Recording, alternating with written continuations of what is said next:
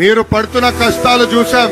అందుకే చంద్రబాబు నాయుడు గారు, పవన్ కళ్యాణ్ గారు కలిసి బాబు సూపర్ 6 ప్రకటించడం జరిగింది.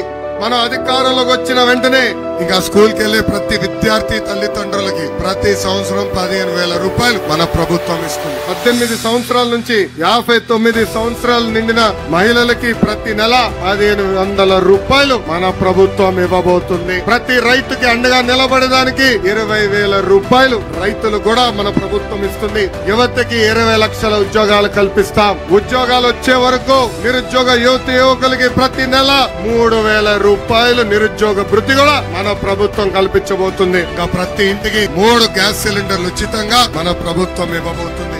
ఇంకా మహిళలకి ఆర్టీసీ బస్సులో ఉచితంగా ప్రయాణించే హక్కు కూడా మన ప్రభుత్వం కల్పించబోతుందని ఈ సభాముఖంగా నేను హామీ ఇస్తున్నాను. బాబు సూపర్ 6 ప్రతి గడపకి తీసుకెళ్లాలని ఈ సభాముఖంగా నేను మిమ్మల్ని అందరినీ కోరుతున్నాను. కారణం ఏంటంటే రేపు మన అధికారంలోకి వచ్చిన తర్వాత చేసి చూడమ్మా, మీ ఇంటికి వచ్చాము, ఆనాడు మీకు క్యాలెండర్ ఇచ్చాము, 6 హామీలు నిలబెట్టుకున్న పార్టీ తెలుగుదేశం జనసేన పార్టీ అని చెప్పేదాన్ని.